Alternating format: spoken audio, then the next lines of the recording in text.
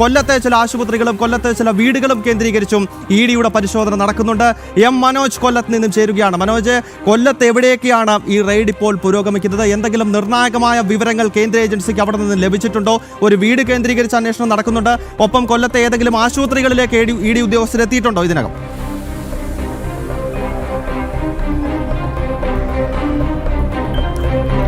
ഗൗതം, കൊല്ലത്ത് ഇപ്പോൾ രണ്ടിടങ്ങളിൽ E D പരിശോധന നടക്കുന്നതായാണ് വിവരം. അതായത് ഒന്ന്, ഈ പുളിയത്തുമുക്ക് സ്വദേശിയായിട്ടുള്ള ശ്രീജ ഇടനിലക്കാരിയായി പ്രവർത്തിച്ചു എന്നുള്ളതാണ്. അതോടൊപ്പം തന്നെ പുന്തലത്താഴം സ്വദേശിയായിട്ടുള്ള സുധീറിൻ്റെ വീട്ടിലും ഇ ഡി പരിശോധന നടക്കുന്നു എന്നാണ് വിവരം ലഭിക്കുന്നത്. എന്തായാലും ഈ വീട്ടിലിപ്പോൾ ശ്രീജയെ ചോദ്യം ചെയ്യുകയാണ് ഇ ഡി ഉദ്യോഗസ്ഥർ. കൂടുതൽ രേഖകൾ പരിശോധിക്കുകയാണ്. അതായത് ഈ ആശുപത്രികൾ കേന്ദ്രീകരിച്ച് ഇത്തരത്തിൽ ഇടനിലക്കാരായി നിന്നുകൊണ്ട് പലരെയും ഈ അവയവ കച്ചവടത്തിന് വേണ്ടിയിട്ട് ഉപയോഗിച്ചു. അവർക്ക് ചെറിയ തുക നൽകിയ ശേഷം വലിയ തുക, അതായത് അവയവം സ്വീകരിക്കുന്നതിൽ നിന്ന് വലിയ തുക ഇവർ കൈപ്പറ്റുകയും നജീബിൻ്റെയൊക്കെ ആ ഒരു സംഘത്തിൽപ്പെട്ട ഇടനിലക്കാരായി പ്രവർത്തിക്കുകയും ചെയ്തു എന്നുള്ളതാണ്. ഇ ഡി ഇതുമായി ബന്ധപ്പെട്ട് ഇവരുടെ സാമ്പത്തിക സ്രോതസ്സും അതോടൊപ്പം തന്നെ ട്രാൻസാക്ഷനുകളും അടക്കം പരിശോധിച്ച് വരികയാണ്.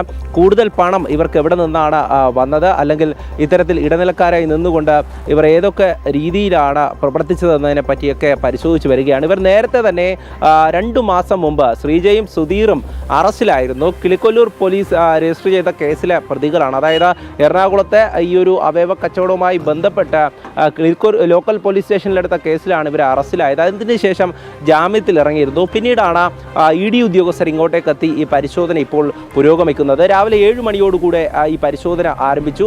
അതിനുശേഷമാണ് ഇപ്പോൾ നാട്ടുകാരൊക്കെയും ഇവിടെയുണ്ട്. അതോടൊപ്പം തന്നെ CRPF ഉദ്യോഗസ്ഥരുടെ ആ ഒരു സുരക്ഷയോടുകൂടി തന്നെയാണ് ഇ ഡി പരിശോധന നടത്തുന്നത്. ശ്രീജ ഇപ്പോഴും വീടിനുള്ളിൽ തന്നെയാണുള്ളത്. എന്തായാലും ഇതുമായി ബന്ധപ്പെട്ട് ഞാൻ നേരത്തെ സൂചിപ്പിച്ചിട്ടുണ്ടായിരുന്നു, വ്യാജരേഖകൾ ചമച്ചിട്ടുണ്ട് എന്നുള്ളതും മറ്റൊരു കാര്യമാണ്. വ്യാജരേഖകൾ ഉപയോഗിച്ചുകൊണ്ട് ഇവർ ഈ അവയവ കച്ചവടം നടത്തി. ഈ നജീബിൻ്റെ അടക്കം സംഘത്തിൽപ്പെട്ട ശ്രീജ, സുധീർ എന്നിവരാണ് ഈ നേരത്തെ അറസ്റ്റിലായിരുന്നത്. അതായത് 2 മാസം മുമ്പ് രജിസ്റ്റർ ചെയ്തിട്ടുള്ള കേസ്, അതിൻ്റെ അറസ്റ്റ് നടപടികൾ പൂർത്തിയാക്കി പിന്നീട് ജാമ്യത്തിൽ ഇറങ്ങിയ ശേഷമാണ് ഇപ്പോൾ ഇ ഡിയുടെ ഭാഗത്തു നിന്നുള്ള അന്വേഷണം. എന്തായാലും സാമ്പത്തിക ലാഭത്തിന് വേണ്ടി സാമ്പത്തികമായി പിന്നോട്ട് നിൽക്കുന്നവരെ ചൂഷണം ചെയ്തുകൊണ്ട് അവരെ തെറ്റിദ്ധരിപ്പിച്ചുകൊണ്ട് ഇത്തരത്തിലുള്ള ഇടപാടുകൾ നടത്തിയെന്നുള്ളതാണ്. അതായത് ഈ അവയവം ദാനം ചെയ്യുന്നവരിൽ നിന്ന് ചെറിയ തുക കൈപ്പറ്റിയ ശേഷം അവയവം സ്വീകരിക്കുന്നവരിൽ നിന്ന് വലിയ തുക കൈപ്പറ്റുകയും ആശുപത്രികളിൽ നിന്നടക്കം കമ്മീഷനുകൾ കൈപ്പറ്റുകയും ചെയ്തു എന്നുള്ളതാണ്. അതായത് ആശുപത്രികളിൽ നിന്നും ഇവരുടെ അക്കൗണ്ടിലേക്ക്